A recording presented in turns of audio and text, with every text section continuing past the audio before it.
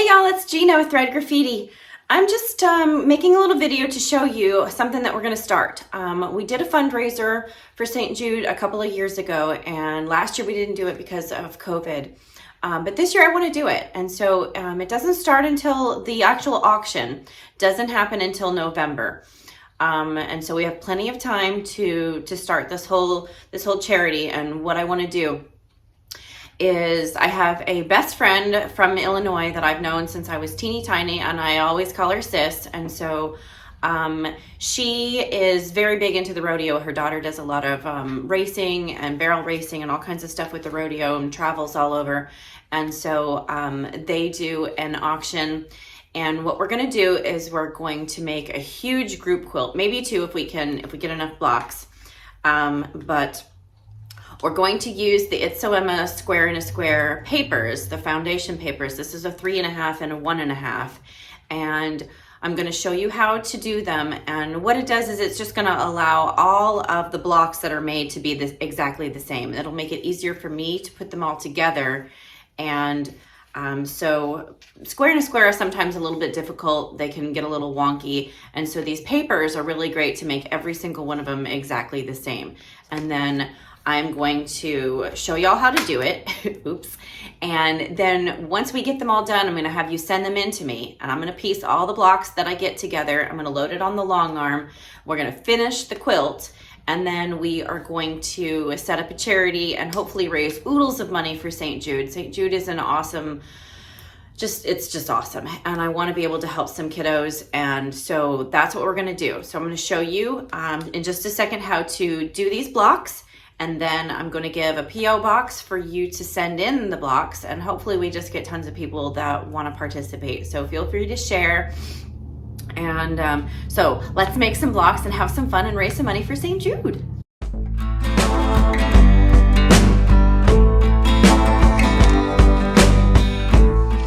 Okay, so we're ready to do our sewing. And I'm sitting here at my machine, and I'm going to show you. So these square in a square papers come in lots of different sizes. They come in flying geese. So I'll link that. They're a great tool for beginners because it makes perfect blocks every time. On the inside flap, it shows you a couple of different block ideas. And this is also where the instructions are. So on the inside flap, this is how the instructions just show you how to do it. So right now I'm going to show you the little small 1.5 inch that we are using. So they're really tiny. And so it might seem a little complicated at first, but it's really very, very simple. Okay, so we're going to do the block here. And so this is what it looks like. This is 1, 2, 3, 4, 5. And that means we're going to sew between the lines 1 and 2 first, then the 3, then the 4, then the 5. And so that's why they're numbered like that. And so this is my bin of scraps. I keep them labeled by sizes. And so I'm just using the 2.5 inch scrap bucket that I have. And so on the instructions, it tells you to center the placement 1 fabric. That's the center one that we're going to use. Right side up on the wrong side of the paper. So this is the wrong side of the paper, and we're going to put the fabric up. And so basically as you're working on it, you're going to see your block, what it looks like here, and you're going to see what it stitches, that's where you're stitching. So just like this one I just made, you can see your stitch lines, and then the other side, this is what your block is going to look like as you're doing it. And then we're going to go back and trim it on the line, and then it is going to look like a perfect little square in a square. So what I usually do on the very first one is I use a pin. You can use glue if you want to. I do a pin so that I can still sew between the line 1 and 2. So I'm not going to keep the pin this direction. So what I do is I fold it this way because I can see the line. And then there it is. And then I pull it back and fold it again on that line. And so what we're going to do is we're going to trim it off. I use an add a quarter, ruler. And it doesn't have to be, this cut does not have to be perfect, so don't freak out if it's a little bit crazy. And so then you're going to push it back, and then what we're going to do is we're going to do good side to good side. So there's your pretty side of your fabric, and it's going to touch the pretty side of this fabric. And you can hold it up to the light. I have a window right in front of, so you can kind of see to make sure that you have your fabric in the correct place. But so now we're not going to work on this side, we're going to work on the paper side. And so we're going to stitch this line between the 1 and the 2. And I have my stitch length on like a 1.5. And then I just go kind of slow and then stop at the line. So you're going to stitch right on the line, and then I take the pin out, and then I don't use a pin anymore. And so now we're going to fold it over. And so now you see what it looks like there. And now we're going to work on, so we did 1, 2, and now we're going to work on 3. So we're going to fold 3 like that. And then I just fold it again on that same line.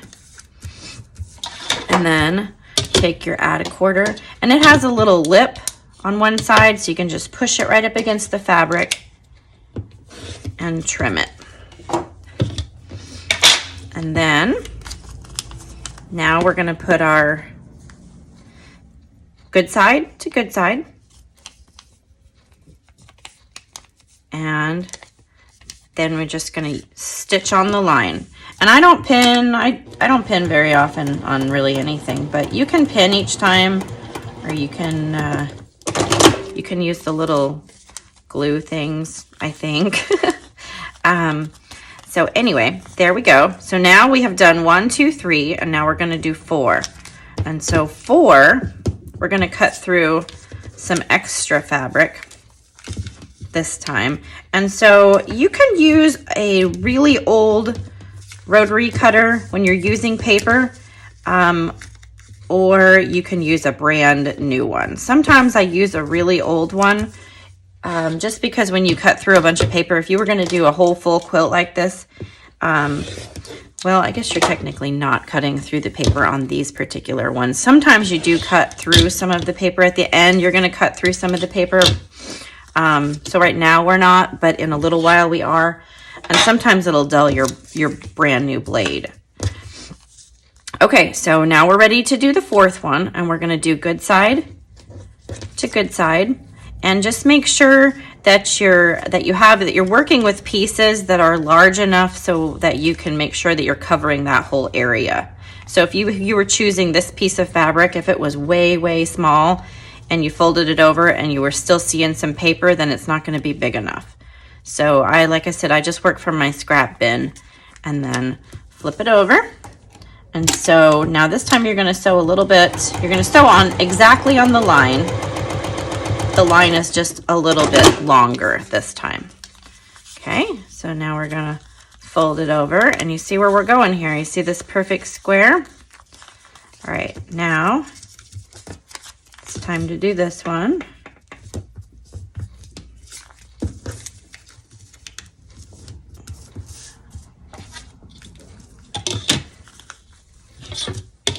And we're going to trim this off. Toss it in our trash bin. And then good side to good side. So you're just placing it all on this side, and then you're flipping it over to sew so you can see the line. And stitch right on the line.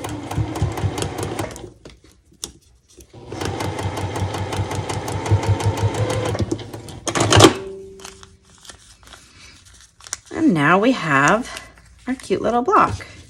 And so you can press it, or you can use one of Lori Holt's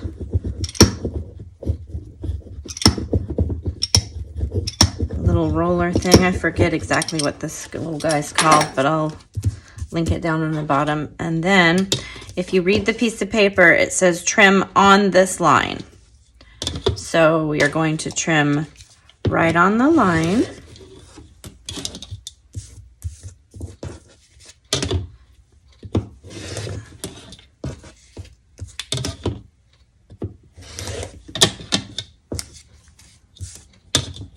And then we are going to have a super adorable little block. Okay, are you ready? Ta-da! Look how cute it is. So see, you get the 1/4 inch right here and here. It's going to be perfect every single time.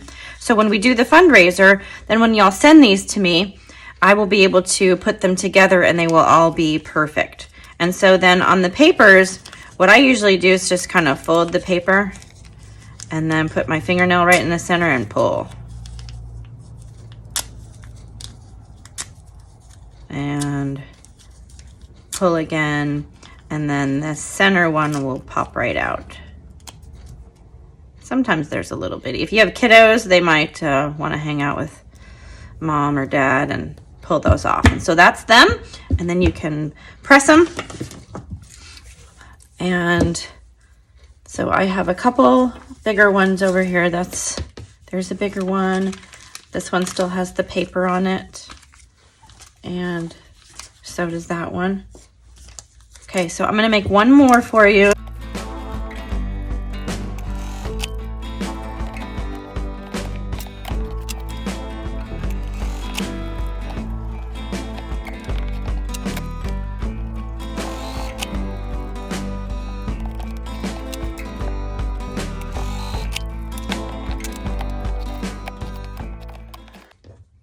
Okay, so that just took me a couple of minutes and we have a block all done. So they're super, super cute.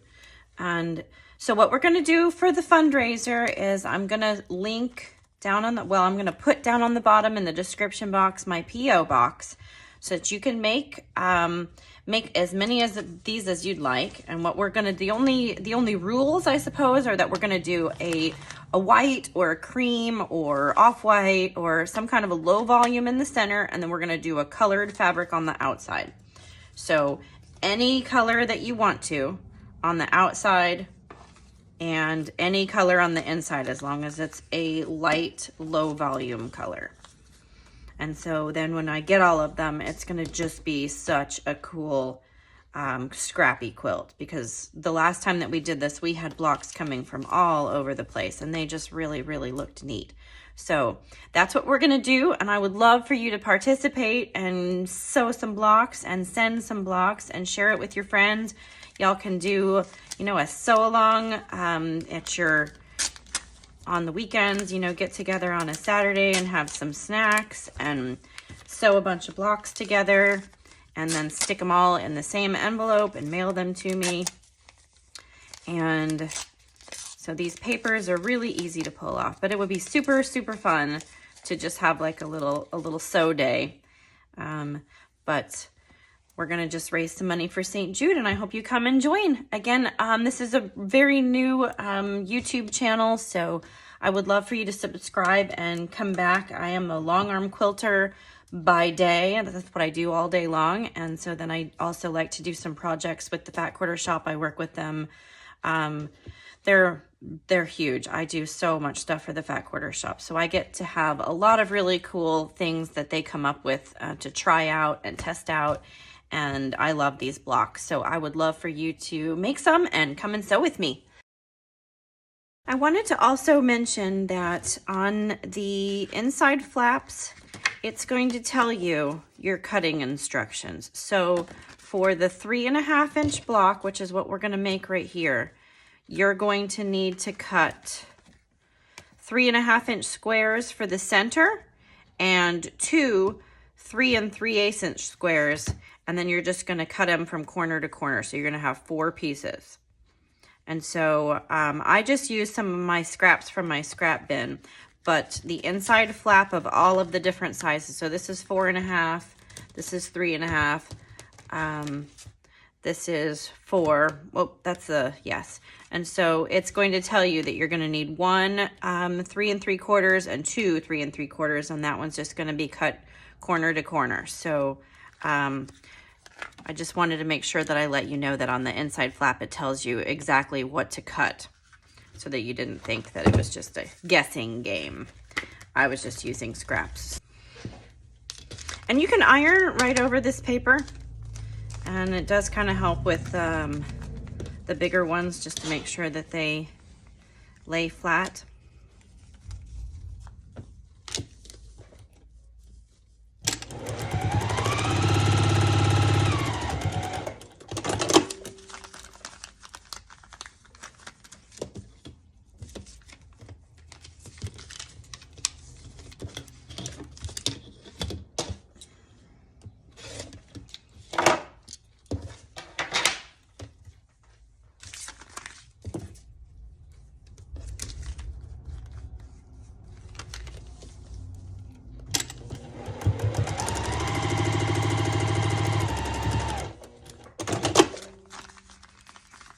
gonna give it a quick press and then we'll cut it.